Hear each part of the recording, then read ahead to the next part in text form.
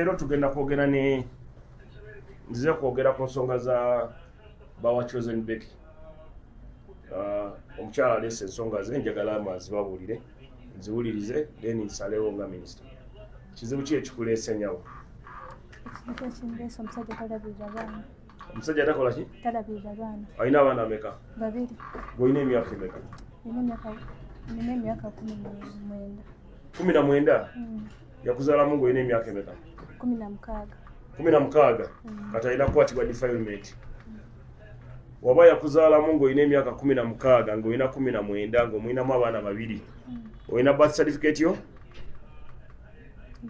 Bakuzaalira ozirina?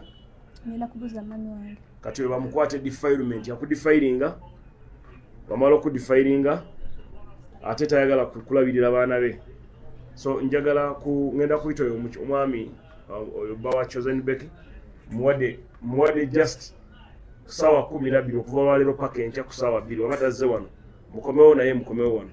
Waba tazze tumuguleko omusango gwa defilement. Basi era genda mugulewo omusango kati kampita omusirikale ajje bampitire nyabo mpita omukyalo oyo omusirikale ajje bagulewo omusango gwa defilement because kuba kujoga. Kati gw'omwana omuto n'akuzaalamu mama we yabimanyako lwaki temwawa abanga ng'agenda kuzaalamu. Kati njagala birth certificate yo enkyawo oba ojja jangu nayo. Owulidde? Kati talina na magezi. Ozadde mu mwana taneetuuka ate omaze omuzaalamu oddusa ogenze n'omuyimbi. So n'omuyimbi naye akimanyi naye bagenda muzaalamu bajja basula ababe. Kati oyo Chosen Becky abeera manyinaze. Nja kwogera naye nja mugamba oyo gwofunye agenda kwokya, amala okwokya akufatalizinge, amala okufatalizinga akuteekemu ensigo ezimere azikulekewo.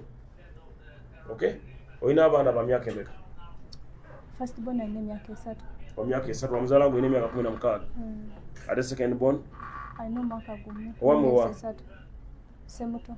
Semuto wane Luweero? Kagoli muna Luweero tujja kulwanira. Tugenda kulwanira. Owulidde? So kati ngenda kukwasa ofiisa waffe akola ku nsonga z'abaana. Madam, you come. Irene. Now, Madam Irene. No, you can hear me in a press conference. Now, what you are going to do, this young lady, she's 19 years old. She gave birth at 16, implying she was defiled. She was defiled and gave birth, and now the husband, the father of the children, he has abandoned her in the house.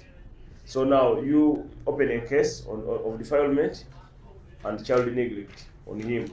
We summon him to come here tomorrow at 8 a.m. Should he fail to appear tomorrow, let police look for him and arrest him for defilement and child neglect. I conclude. So genda no mchala police statement. Can. Any other question? Kati ekirala omukyalo ono abanjibwa ssente. Omusajja yamusula mu nju landiroodi ababanja $1,000,000 ez'ennyumba. Omusajja mwali musasula ssente meka? Emitwalo 3.5.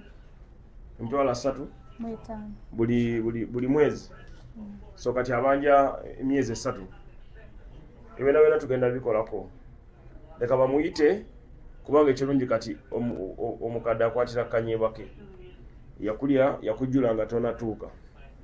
Yajjula ebitanakola ki? Ebitanatuuka.